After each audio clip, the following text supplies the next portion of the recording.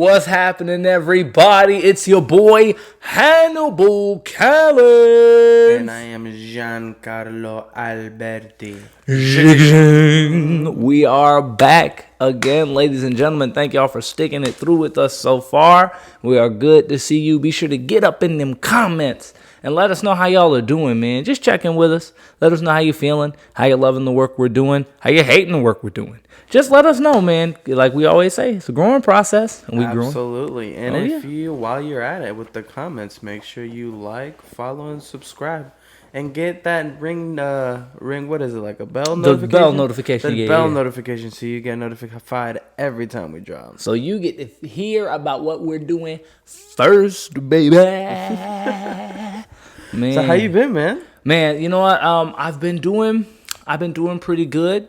I kept it on the low for a little bit, but I was one of my college professors was doing her thesis for Rollins College, which is funny because I did not go to Rollins College. And so when she told me, oh, yeah, I'm doing a project for my thesis, and it wasn't the college, I was like, what, you cheating on us? Like, what? No, you were my Valencia professor. What you doing going to the enemy? Like, that's, But so for her project, she was doing, it's a device, it's a type of theater where, like, I might be describing this wrong, which is bad because we just finished. But like I just went through the whole process and they're like, Hannibal, that's not what it is. But it's like myself and the other people in the cast, we all wrote monologues separately and then we put them all together in a big piece together. Okay. And make a very long story short, we did it as a Zoom thing back in the dark age of 2020.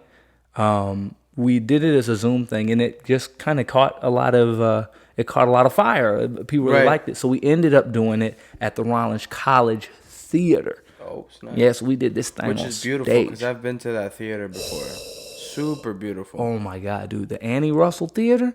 So nice, bro. Get this. This play ended up being the first thing done in that theater, I believe, that was written by a black woman or a black person. Oh, snap. Yeah. Dude, thank you. Yeah, I didn't even realize it was part of history, man. But it was really cool, man. That's excellency right there. Dude, for real. For real. And I was, the funny thing is, we also did talkbacks after both the performances. Right. And people asked, like, what our process was. I'm not going to get into all that with y'all because it was a long thing, but it was a lot of fun. But one thing I said, because they were like, oh, so why did you guys agree to do the piece? And I literally said, I was like, look, honestly, because I'm 10 tones down from my professor. Shout out to Sonia Pasquale. You already know. I said in front of a room with the people who came to see the show. I was like, I'm 10 toes for her. She told me we were robbing a bank after the show. Where's my ski mask? So I was like, let's go. But that was real cool, and so it was. I did that, and then I got. I realized that right now, aside from some stressful things that are going on for me, I'm actually in the middle of living a tiny version of my dream life because I had comedy one weekend. Next week, all week I'm doing rehearsals for a play. The play opens and closes at the end of that week. The following week, I got another comedy show. I'm working with one of my other college professors on getting myself back into acting and doing theater and getting behind the camera and doing film. And I'm honestly like, especially after doing that show, because this show, Conscious Voices, which, by the time y'all see this episode, we'll come back to it. But I'm going to put a plug in because we're actually doing a digital performance for the play on the 14th, June 14th. So y'all can go, and I'm getting paid off of the ticket sales. So I was getting paid pretty sweet. So support your boys, support live art. But I'll do a plug for that later. But getting to be on that stage was the first theater I've done, not just during the pandemic, but since maybe college. Wow. And so getting to be on that stage, I was doing my thing, and I caught the wave. I was like, yeah, my life's not complete without this part. I love comedy. I love to do that, and I need this too. It's all part of the world I want to build for myself. That's awesome, man. So yeah. It's awesome that you're able to have that scheduling, that flexibility to just like one week is comedy, another week is theater, or another week is film, you know. Dude, for real. It's awesome. And then every week is podcasting. Dude, and that's what I was going to say too. The coolest part is that I'm doing stand-up comedy. Yeah. I'm doing theater and creating my own content by having the podcast out.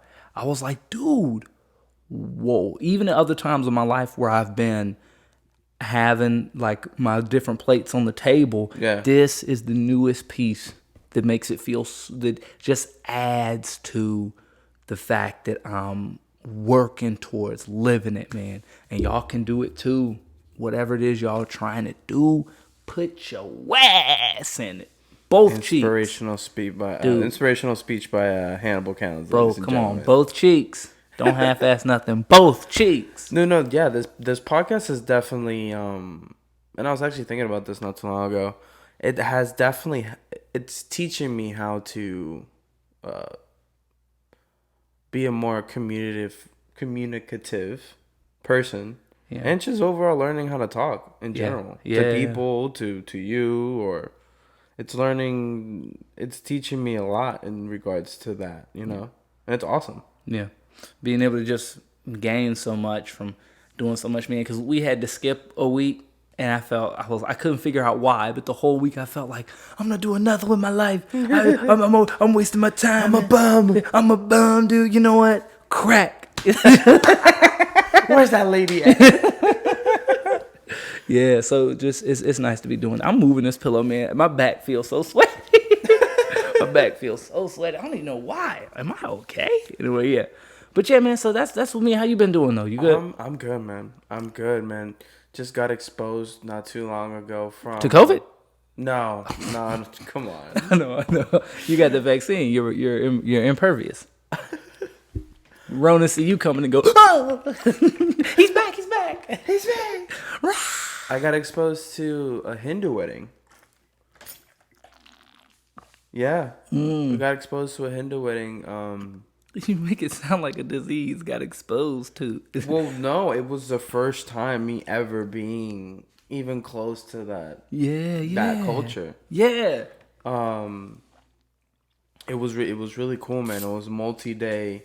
Got invited to this multi-day Hindu wedding that first started, you know, in like the Hindu rite, where it's like, you know, like the actual Hindu wedding when she comes in red, full of henna, and it was like a 4 to 5 hour process of basically a ceremonial story of how she turns into the daughter of these parents from a little girl to a brand new woman, and then they marry.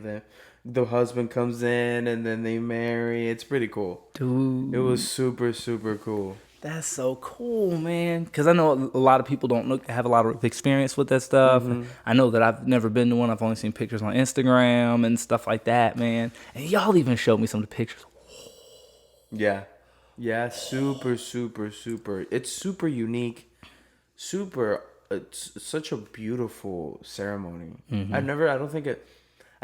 I've just been too exposed to the general getting married ceremony. This one was just so unique that I guess it was very special, at least for me to see, you know.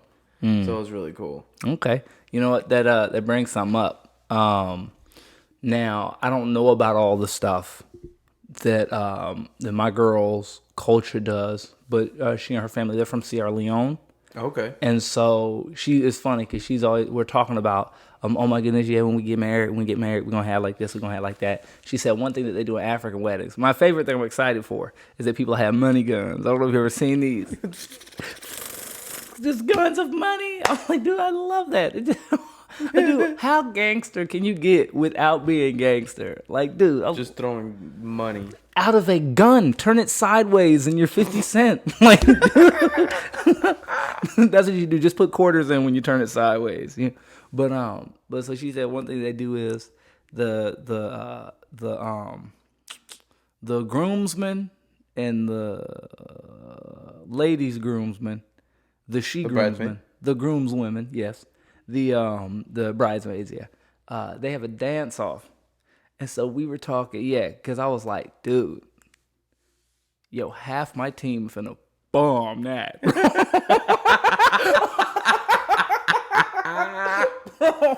Definitely, dude, I was bro. like, we were like, okay, Joe, Carlo, he got some flavor.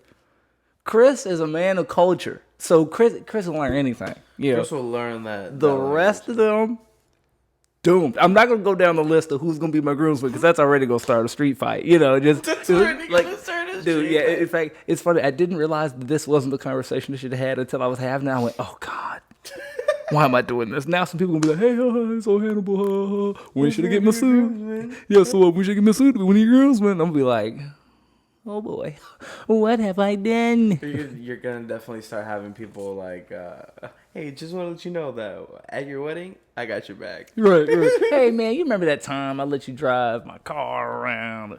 At that dance off, I got your back. Dude, I'm gonna tell you this, man, and this is one thing I feel like I feel bad for you because you don't have a brother, right? You don't have no brothers. Mm-mm. I realized that my brother is literally the only option for a best man that I can pick that would not immediately start Avengers Civil War. Dude, because if I picked any of the other people, it's going to... Really? What? Including me. Dude, right. So it's literally like, if I pick you... The only other person that I think I would be accepted would be Chris. Dude, you know what the funny thing is? If I pick Chris, y'all ain't met Justin, okay? But one of these days, I will get my man Justin as a guest on this podcast because he's one of my oldest friends, and y'all haven't met Chris, but but y'all haven't met Chris either. But the funny thing is, if I picked Chris, that's gonna be hell on Justin. I've been friends with Justin actually longer than I've been friends with Chris. Mm-hmm. And see, people won't know that on Wikipedia. If you look at my Wikipedia page, it puts Hannibal's legal best friend up there, Chris Camarada, blah, blah, blah. Like, that's who they put on there for that. Until the podcast blows up, then they'll say blah, blah, blah. Right. But dude, it's going to be like, dude, I've actually been friends with Justin longer, so I be doing it. Plus, I'm the godfather of Justin's son. What do I look like being like, hey, man, thanks. Anyway. Like, bro, I can't do that. My brother is the only out that I have. Yep. The absolute only out that I have. Shout out to Jamal. Dude, shout outs to my brother Jamal, man. Graphic designer, if you need any graphic design work done, hit my man's up. Hit me up, I'll send you to him and he'll take care of you. I don't care what it is you want. If you want something for a car cleaning company, he does that. A rapper, there's an Orlando rapper he does work for. I'm not gonna put the man's name out just yet. But my brother's done consistent work for the dude and he's loving it, dude. Even just lots of people. So you need graphic design work done, let me know. I get it done for you. But yeah, man. I was thinking about that, man, because like I'm happy because my girl, we talked about getting married and stuff like that, and she was like, she doesn't really want to do a crazy big wedding. Mm-hmm. But it also, when it comes down to like how we gonna do the ring and stuff, her mom is real bad at keeping secrets. Like if I told her, I went out there to surprise her when she was living in Georgia one time. Yeah. And she called her mom because I told her mom I was going, and her mom was like, "Oh, just something good might happen. Just make sure you go get your nails done." And the man was like, "Why?" It was like, come on, like you're leaving the breadcrumbs. But as far as rings go, she was saying we don't have to get something crazy for a ring. We'll just upgrade later. I was like, thank God, bro. Because I'm like, you're going to be real disappointed. Why would you say that? You're going to be real disappointed if we can't upgrade later. Okay. All right. See, here's what I'm doing. I'm laying the framework up in a weird way. Like the way I'm talking sounds like, oh, is he about to propose now? Right. But then I'm saying, I ain't shit. So now they're like, okay, well, I guess he's not proposing now. Hannibal is not proposing now. I'm not proposing now. Or anytime soon. I wouldn't put me through that. I wouldn't put y'all through that. I wouldn't put her through that. We're not doing that just yet. We ain't doing that just yet. Confuse the hell out of everybody. But anyway, and yeah, man. But speaking of marriages, which should be relationships done right, man. You had a topic that you wanted to go off of. Let's hear that. Tell them. Tell the peeps. It did. Keep going. I don't care. We'll keep going. So, yeah, man. I mean, I found it interesting that there is a significant number that of guys that get friend zoned, but the girl also still likes them. You know, or vice versa. You know, and I found it interesting because it's like, okay, well, what are the reasons why you're not pursuing that relationship, or et cetera, et cetera? You know, so I'm curious to see what your thought about that. Yeah. So one thing I think about a lot is, first off, man, whenever we're talking about relationships, we really do tend to like judge them all off of a toxic standard, and then go from there, which is like kind of messes up the whole. Well, not even that it messes up the whole dynamic of the discussion. It's just you got to be mindful of that as you move forward. Like, it's a different discussion. We'll talk about some other time too. But it's like people talk about chicks getting dudes to pay for food or whatever. Like guys using girls or girls using guys. And it's like when we talk about relationships from that standpoint, we're already talking about them like as toxic off rip. Right. So this isn't how relationships should be. These are toxic discussions.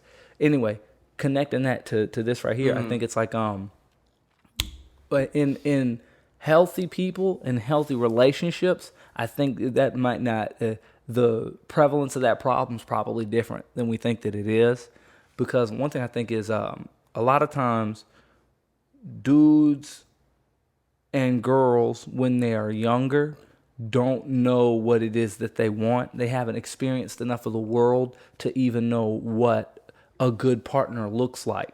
So I think we end up chasing lots of stuff that's not actually healthy or good for us. To me, it's like, especially with like the whole bad boy perspective. Like, oh, why do girls like bad boys? It's like, well, I don't think anybody looks at a person who's abusive and goes, there it is, that's him, that's the one I want. You know, it's because we're drawn to the positive aspects of that person's behavior, you know, because like nobody wants someone who's physically abusive, but we all want a partner who's strong. We want a man who's strong, but not physically abusive. We want a person who's a leader and takes charge, but we don't want a person who's controlling. And the thing about a lot of that narcissist. We want a person who has self-confidence and respects themselves, but we don't want somebody who's a narcissist.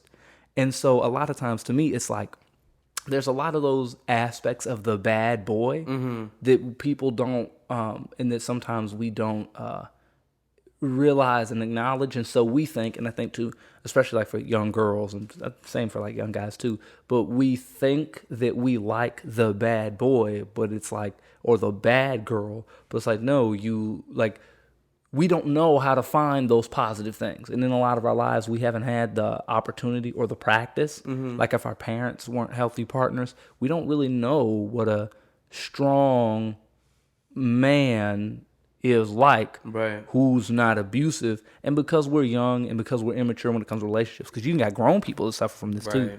It's like we don't really know how to discern and separate the two in what we search for. So we end up searching for toxic people, because it's like we might like a girl who is very free with herself and confident in herself, but we might not want a person who like lets everybody smash, you know. And so it's like, whoa, we got to figure out what it is we're actually chasing. That's what I think happens, is that good dudes get friend zoned because one, and I'm like I'm coming out here. I'm representing for my ladies. I'm representing for my sisters. And a lot of times, that's a young people problem, because more mature people know what they've been through and know what they actually want. That's why, like for me, man, when I was in my 20s, the 19-year-old girls just kept breaking my heart and just were being wild and all this stuff. But I was doing really well with 25-year-old women and women that were like past that, because these are people that are mature and they know what it is they're looking for and where to find it in people's character and stuff. That's what I think happens is that people, they friend zone the good guys because they're chasing the bad boys, but for stuff that is positive. And I've always said my criticism of the good guys all across the world is, why are we not adopting the healthy aspects that people chase in other people? It's like there's absolutely no reason that a good guy should be unhealthy. Like, that's not an excuse. Like, there's no reason that a good guy should be timid and, geez. It's like, no, dude, there's nothing wrong with being confident. But I know a lot of people that are confident are dicks. And so it muddies the water. We got to do the work. Everyone needs to do the work to discern the positive aspects and train those in ourselves and raise them in our children. Yeah. Especially like in those stories where when the good guy gets friend zoned, but then goes on this like beast mode glow up, and then he's the center of attraction. Oh yeah. You know? Yep. It's an interesting concept. I wonder why, people fall under that like rabbit hole, Yeah. Where it's just like, I also feel like there's an element on the going on your bad boy example. Like there's also an element of wanting that person, who is such and such the bad person, to be fixed. Maybe because then there's always that thought of like, well, maybe if he's with me, he'll change. So, and that's never necessarily been the case for most. So, yeah, it's just interesting. Yeah, it's just interesting. Especially because to me, it's like, man, if this person is real toxic like that, and you think you'll change them, it's like, well, you deserve better for you. Right. So you don't deserve to have to go through all of that. At the same time, though, this is where relationships get real confusing and complicated. Is that I think there's like a deal we make with our partners and that our partners make with us. Yeah, is where it's an unspoken rule, but it's like, I love my partner as they are. I love them as they are. I'll take them. Like right now, deal or no deal, hitting the button. I'm out. I want this right here. I'll take this right here. You don't got to get no better. I'll take it right here. And then because our partners do that for us and we know we're flawed, we got to go, like, I guess for me, it's a process where I'm like, man, this person really loves me like this. I have so much to work on. I owe it to that person to constantly be seeking to make myself better. I owe it to that person for loving me. Like, they deserve better than this. So I got to constantly try to be better. And speaking from my own personal experience, I've been in that exact situation where it's just like you get so much unconditional love, and you're just like, man, where it's like, there's certain things that I need to change because like I'm getting such a loving outcome from these people that I have to be a better person for they people. Deserve better from me. Yeah man. It's also a very fulfilling growth when you do that. There's something beautiful about people being able, and a person being able to love you as you are and where you are at. Like, you don't have to have all the money in the world. You don't have to be the richest. You don't have to be the sexiest. Because I love you. And so it's like that. It's so much better than like the good guy in those movies having to get all sexy and get all fit before anyone has any love for you. That's not right. That's not fair. At the same time, you owe it to the people who do love you to bust your ass to be your best self. Because these people are like, people are 10 toes down for you. The least you can do for them is be your absolute best. Man. Yeah. And so to me, I think, I don't know if we got off topic with it, but I think like that's like what happens a lot, man. Is it's like, you think that's sort of the overall encompass as to why people get friend zoned? Yeah. I think it's because I think a large part of it is the good guys. And again, like I'm saying, representing for my grown folk, it's more of a young people issue because it's the young guys they think that they're good guys, but they're not working on their own formation. Like, you need to be confident. You have to work on your own strength. You have to be focused on your own health, your own goals. And ultimately what are you doing? Making yourself the best person. So when you focus on making yourself like a really good person, you now just so happen to be a person who would be a great partner. And now a very good partner for a person to be with, and a very good partner for you to share with other people. So, and that's what happens a lot. People be missing that. We also get blinded a lot by like our media and the stories we grow up with on how relationships work. So we chase toxic people with toxic behaviors because we think they're more fun and they're more interesting, but we're not separating the fun and interesting from the toxicity that hurts people. And so when we can't do that, you know, I think a real simple example is it's like, okay, if you want a partner who's healthy, but you have no idea how to tell if a person is healthy, what do? You go after a person who, from a girl's perspective, especially when you're young, you go after the dude who's big and buff. He's big and buff. He's physically strong. But you're not able to discern from his physical appearance his character.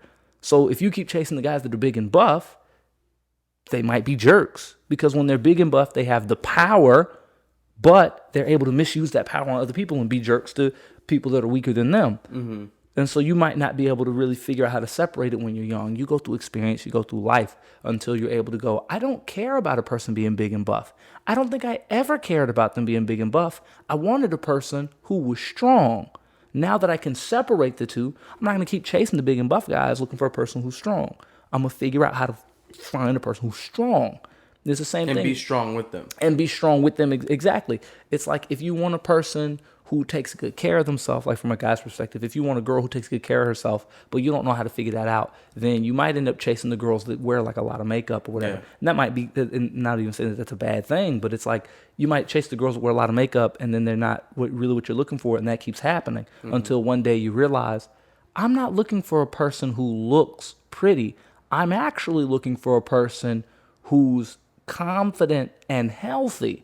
So I don't need to be trying to pick up chicks at Sephora, because it turns out I wasn't looking for the girls that were all dolled up. What I was actually looking for was the health of a person and the happiness of a person. Because one thing makeup does make you look a certain way, sometimes make people look like they're happier. But if you want a person who's happy, then maybe the ones that are all dolled up, that's not actually what you're looking for. And eventually you start to be able to separate the garbage and start to actually get at what you're looking for. That's what happens a lot in that friend zone, man. That's crazy, man. Man. Yeah, dog. I've been in that friend zone so many times in my life, man. Dude, for real. Yeah, me too. And the funny thing is, too, like, I started realizing that my secret sounds so cliche, man, but it was being confident and just being like, hey, girl, I think you fine. And like that eventually started to actually work for me. But also when you have that confidence, people are drawn to it. But at the same time, you got to start realizing, what is it I'm actually chasing? Because sometimes, man, you're chasing toxic people. You're chasing people that ain't good for you. You got to watch out for yourself. You got to check yourself. Because if you're looking and chasing people that aren't no good for you or anybody, all you're going to do is get hurt. It doesn't matter if you're confident. It doesn't mean if you're this or that, if you're that. Yeah. So. No. But yeah, man, that's all I was thinking about it. That was a great topic, man. It sure was, dude. That was a really, really good topic. Hey, shouts out to Giancarlo Alberti. And the man's a homie. And in fact, but yes, everybody, thanks for coming to chill with us again. Couple of announcements real quick. Like I said, the play that I'm doing and that I was a part of, Conscious Voices, we have a digital performance on June 14th. So you guys can actually check it out. Tickets are $10. I'm going to post the link everywhere. And the money goes to paying the actual actors, which this is, I think, the second play I've ever done that I got paid for. Cha-ching for living, awesome. Dude, for living my actual dream, dog. Cha-ching, put that money in my pocket, bro. So, but yeah, the money's going straight to me into the actual actors. So get your tickets, and tell us if you go. I want to thank you guys personally, man. Right now, I think we got a few tickets sold for that digital performance. Also, man, we're doing a new thing. We want to figure out Like, we like to talk, but best of all, we like to talk with you. We like to talk to you guys about what it is you like. Get on Instagram. Follow me on Instagram. Not only will you be able to see the shows I have coming up, but, man, shoot us suggestions, bro. Yeah, man, DM us, man. DM us. Let us know what topics you want to talk about. What do you want to hear from us? Our perspectives on anything. Dude, for real. And then also, we're going to get to a point where we start to just accept them once a week. Like, hey, tell us what you want, and we'll go through them and keep the content. We'll even give you a shout-out. Oh, for real. Like, such and such decided this topic. Let's talk about it. Dude, right? And we'll let people know about you and all that stuff, man. But with all that, man, we love you guys. And we're going to catch up with y'all real soon. You already know what it real is. Soon. You know how it is. It is your boy, Giancarlo Alberti. Zig-a-jing. And it's your man, Hannibal Callens. And we will see y'all next week. Peace.